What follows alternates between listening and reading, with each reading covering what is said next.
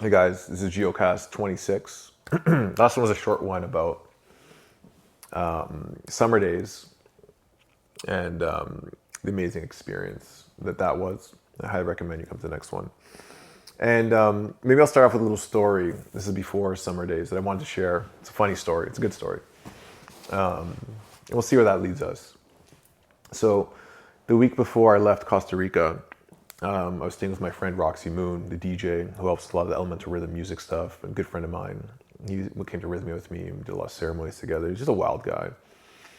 And so, and I hope telling this story, no one from Discount Car and Truck. Was it Discount? Actually, I won't even mention the name of the car rental place. So he lived on the other side of Costa Rica, needed a truck. I wanted to stay with me so we could finish some music and stuff before I left. And so I let him borrow my truck for a week. And he was hanging out with another friend of mine, Blake, who drives like a madman through Costa Rica. And so he's telling me a story of how he was with Blake. Blake was driving around, and Roxy's like, "Man, you're such a crazy driver." He's like, "Isn't it inspiring?" And he's like, "Huh, maybe it is inspiring." So he's borrowing my truck, and he's up in the other side of Costa Rica in the mountains, and he's driving my truck one day before he's got to drive back to get to the airport to drop off the truck and come back to Canada. And he tells me he's just driving like a madman, windows down, music blaring, like Blake driving type thing. And going around turns faster than he should, going over bridges, and it starts to rain, and he's just having a good old time. Finally gets back to his place, which is up on a mountain, and there's a gate. And he doesn't want to get out to open the gate, so he wants to bump it open with the truck, nice and gently. It's a wooden gate, so he goes to bump it. And he's telling me the story, and he kind of bumps it open. And he's getting through. The gate kind of shuts and wedges the car, and he tries to get through it, and it wedges it even more.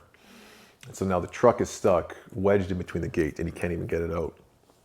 And so he runs upstairs to call his friend to come help, who's got to kind of lift the gate as he kind of drives the car through, ends up making a huge scratch and dent in the side of the truck, which I don't know about. And in that moment, he starts panicking because he's got to drop off the truck tomorrow and doesn't want to get charged from the car rental company this huge fee to fix it. So the next day, he's on an adventure to find someone who could fix this thing. And he starts traveling around. And he's a very eccentric guy, so dresses in like these flowy clothes, and he really stands out in Costa Rica with a bunch of ticos. And can't really speak Spanish. And at the first body shop, he gets there, and there's this homeless guy there that's asking him, can he help him? Does he need anything? Does he want to buy something? He's like, no, I'm good. So he goes in, and the homeless guy follows him in there. So you got Roxy Moon all dressed up, probably with something on his head, some sort of headdress and flowy clothes, and this homeless guy. And they're trying to talk to the guy about fixing the car, like, no, we can't do that, go down this way. So the homeless guy with broken English kind of convinces Roxy Moon that he needs him to help him to figure out how to fix this thing. And they go off on this adventure, shop after shop that's closed, that doesn't have the paint, that can't do it. And eventually they're getting further and further away towards Punta Arenas. And the guy keeps telling him, okay, keep going this way, keep going this way. And Roxy's not sure. This guy leading him on a goose chase. This guy going to try to like rob me or something. He doesn't get that vibe, but it's getting weirder and weirder.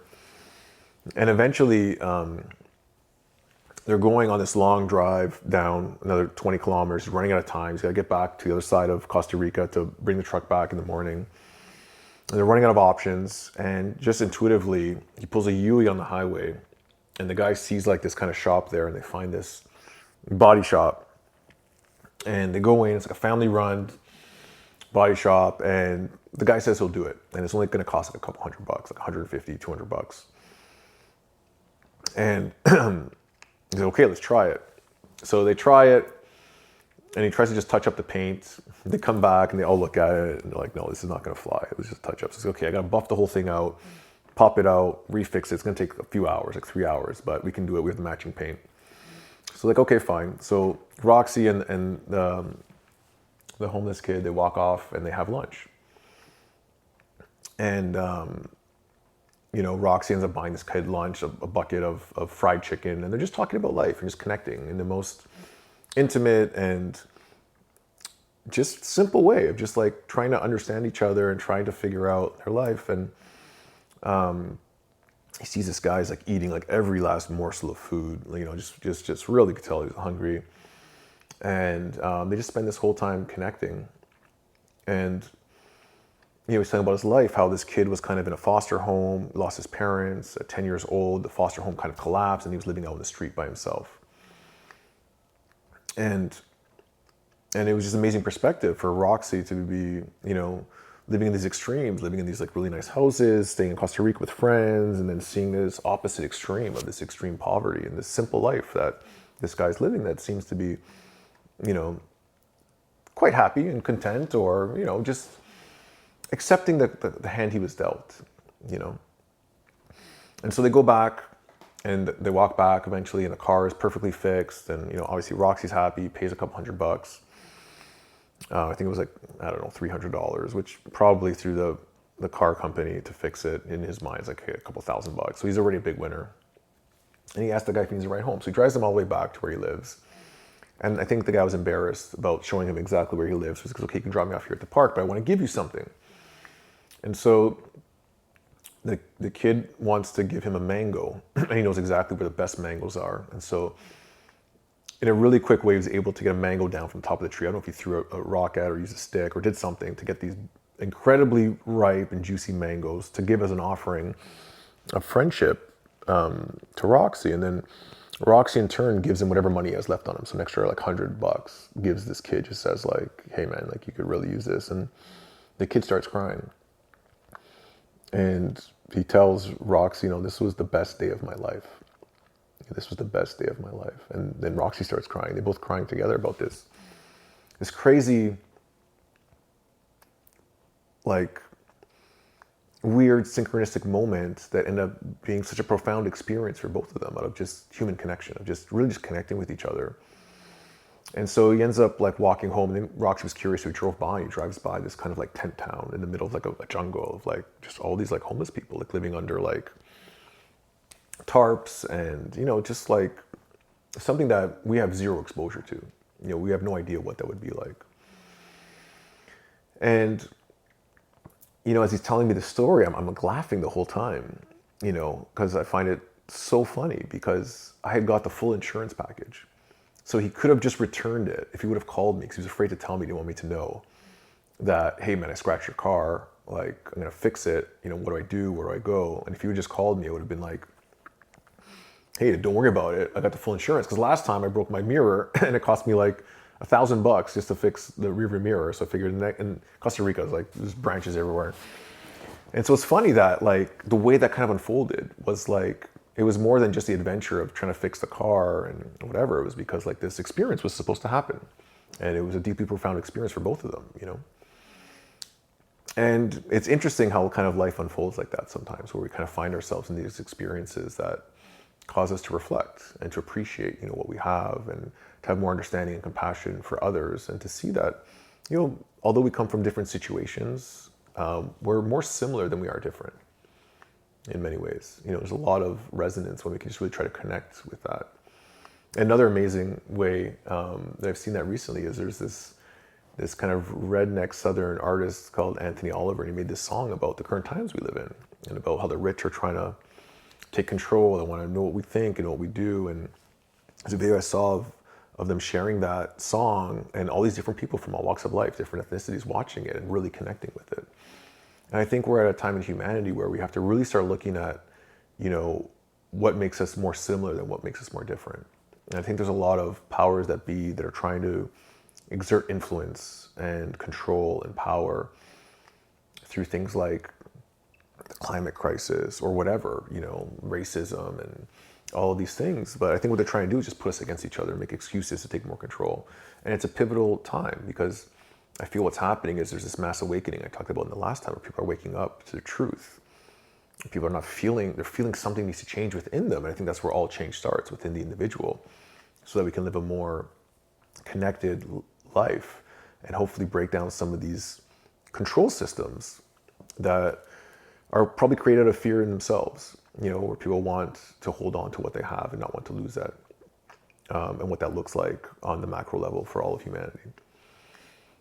And so, a question that Derek here, our videographer is in the room here, great guy, took our level 1 training. I think one of the questions he asked me about was, what do I think about, are things predestined? And what was the question, Derek? Free will versus a predetermined fate. Yeah, so it's interesting because I think there is multiple timelines that we have the potential to access, but ultimately when we get through time, looking back, there was only one way it could have ever happened, right? So looking backwards, it's like, hey, it could only happen that way. It's the only way it happened. There's no other way that could have happened because this is what happened.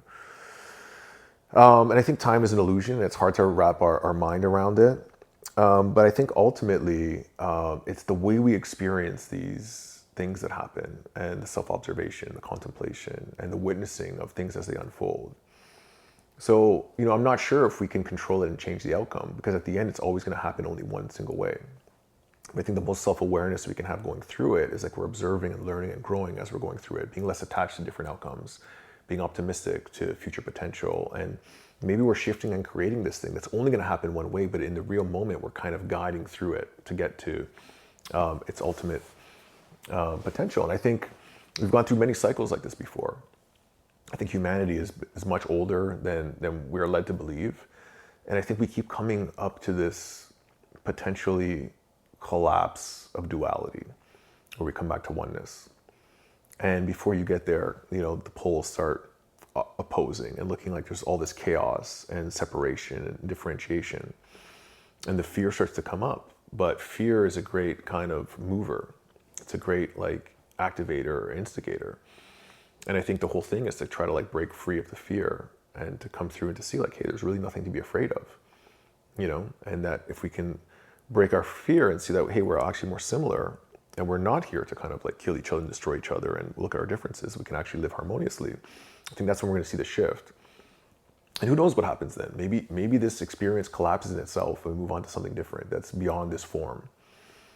But I think that all starts within the individuals. And once the individuals start changing on the planet, who knows? Maybe the change within all of us will affect a change in those people who have the influence and the power. We'll start seeing things differently. So that's my hope and my prayer, that we can get there one day. We do have a lot of work to do, but it starts within each individual, starting to kind of reflect and show up in a way that can create the change they want to see in the world. That's an old cliche, but be the change you want to see, and that's where it starts. So I'm not sure the answer to that question, but it is something that I'm curious about.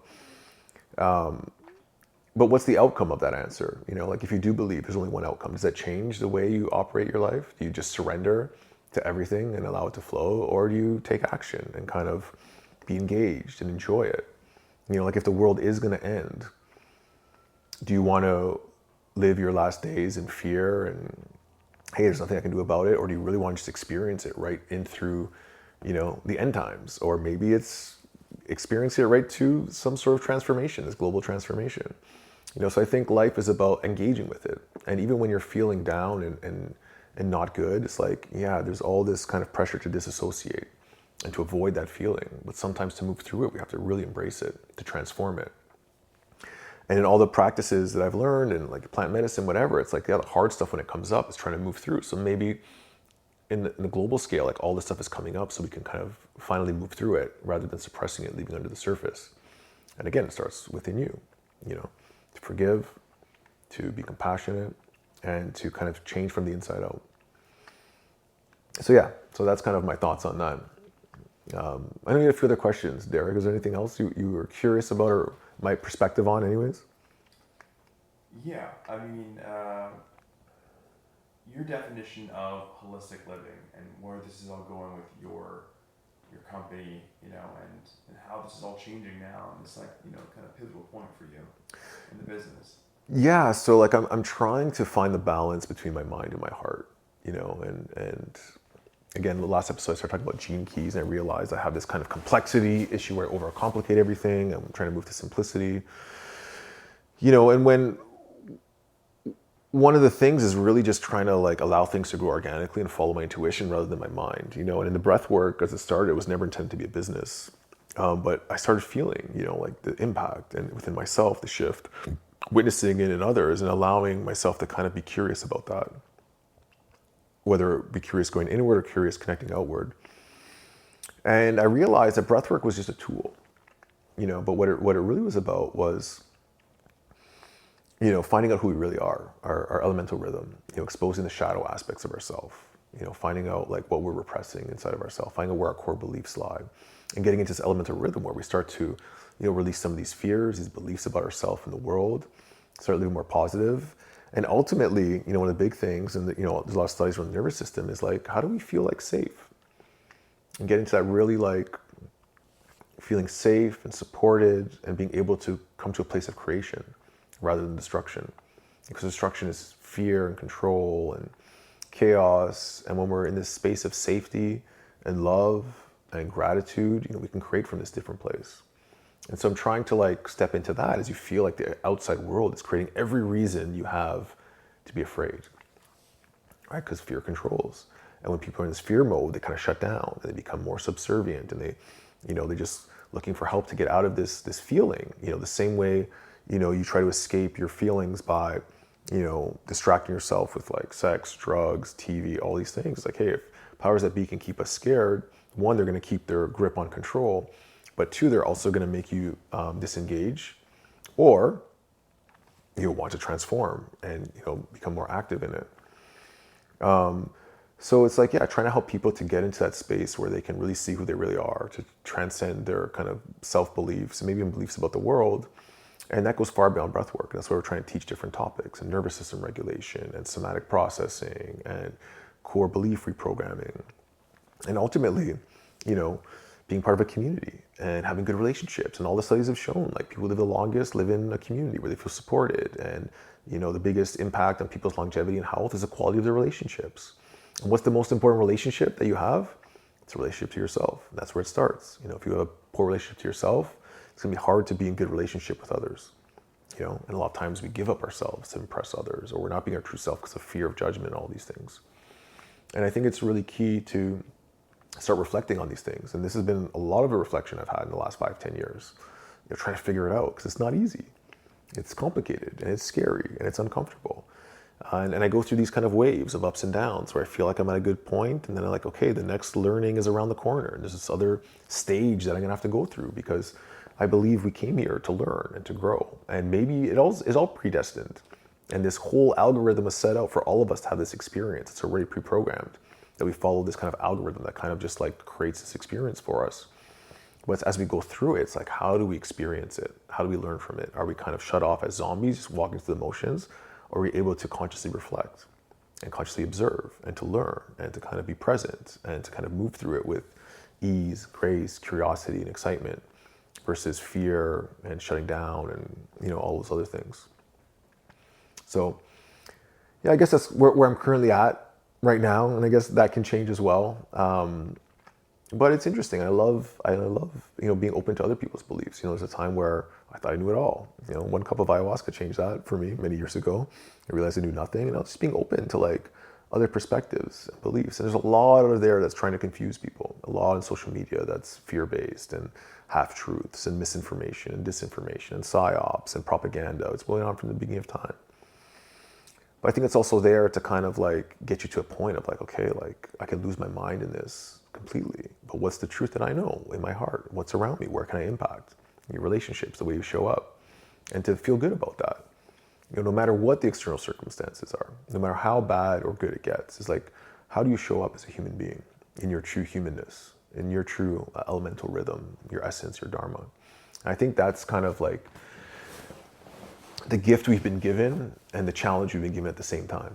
You know, it's like, how do we navigate this world? We don't know how we got here. We don't know why we're here, really. You know, and we're not going to be here for a very long time. You know, and hopefully, I believe that there's something beyond this physical life that we get to experience. Maybe we keep coming back until we learn enough to get there, which hopefully not, because I don't know how many human lives I want to endure. But, you know, I feel like when we wake up at the end of it, after this life, it's like, whoa, what a rush that was. How crazy. I can't believe I took it so seriously. I can't believe these kind of things happen. It's okay, let's do it again, you know? Or maybe we're in like a psychedelic trip right now. I heard a story on Joe Rogan about a guy that smoked salvia, and his experience, he lived for like 20 years a different life, you know, with a family and kids and, you know, all these kind of things. And he came out of it was like 10 minutes later. So imagine we're in this experience. It's a trip we all took and jumped into something that we're going to come out of one day and be in a totally different experience, you know? So things to ponder on, because none of us really know. You know, none of us really know. We go to sleep and we dream, and where is that? Where is that happening? You know, we have these visions and psychedelic experience. Where is that happening? Why is that happening? And what does it have to do with this whole thing? So it can be confusing at times, but I think there's this kind of truth within our hearts that's kind of guiding us. You know, if we can start to step out of our mind and just start being more in the intelligence of the heart, the intuition, the curiosity, the love, the gratitude, it's there to guide us, you know, but it's been set up challenging on purpose with all these distractions and ways to kind of get lost in your own stuff. So, yeah. So from your own experience, you know, it's like when we do something like a breath work, or we do like a really deep meditation, and sometimes you're on that wave and you're vibing, you're in it. Or when you do a plant medicine ceremony, there's any of these modalities, and we pop through, and I think they call it satori. It's like that momentary enlightenment, but it diminishes over time. You go back to real life. You know, my question to you is, what do you think from those moments of your satoris at this next age, this next, you know, like the Indian cosmology call it the belly. Like, what do you think this next belly is? This next life, this next new kind of thing is like? And what can you, from your own experience, kind of draw from that? Yeah, so I don't know if the Satori is like a taste of what's possible or a taste of what's yet to come, you know? And is that possibility only for this life? Like, hey, is this what we're supposed to be trying to strive for? Which can be like very disassociative, like to escape in a way. But maybe that's what that unity feels like that we can achieve. So is that unity only to try to get there now? Or is it actually what we're going back to that we've had to forget so that we can have these experiences to learn? And, you know, like Alan Watts' video is like, hey, like when you're God and you can become everything and become a dragon slayer and, you know, pro football athlete and live every, like life, you know, starts getting boring because you know you're God and you know that, you know, you can do anything and there's no threat. Maybe even create something where it's possible that he can be destroyed, you know, like create this fear, this opposing force. And I think that's part of the mystery is not to get too wrapped up into it. But one, you know, maybe if we are all part of God, we just had to forget to come and have this true experience, to go back to that once again. And how beautiful and amazing is that, you know? You know, I'm sure once we all got there to perfect utopia, it'd probably get boring pretty quick. And then we'd probably want to start it again, maybe in a different way. And I think that's what this constant evolution is, that we're always finding and recreating ourselves as a creator. It's like, what else can we create? What, you know, what's next? This curiosity of what's possible. You know, is there like an upper limit to it? I have no idea. I think that's way beyond the capacity of the human mind. So it's interesting to think about it, but I don't think we'll ever understand in this lifetime because we're not supposed to, you know. What we're supposed to do is a whole another question, which I also don't know the answer to. But just contemplating on the mystery of life can be scary and challenging, but also very liberating and consciousness expanding at the same time. Yeah. Yeah, for sure. Let's see what time we have here. We have 23 minutes just FYI. Yeah. Yeah, so I think that'll wrap, you know, today's kind of journey into Giocast 25. You know, it's great to have Derek here. He asked some great questions. But yeah, the question for you is, you know, like, how do you want to live this life? You know, how do you want to experience it? Even when it gets hard and challenging, you know, sometimes we may think about, oh, it'd be better not to be alive at all. But would it? I mean, we're here for a reason. And just to embrace the discomfort and to try to work through it and to try to create, you know, a positive change of more harmony, unity, peace, and love. And I guess that's the message I'd love to share with everyone as I'm trying to find it within myself, which is not always easy. You know, we all get caught up in our own stories and loops and programs. But yeah, I would love to hear from you guys, any thoughts you have, any experiences you had, or even any questions you would have. And thank you for those who do reach out and hearing about your experiences. I love it so much.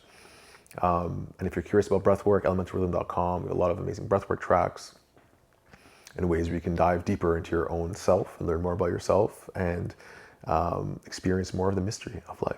So thanks for tuning in. Again, I'm Gio. Thank you so much for listening, and we'll see you on the next one.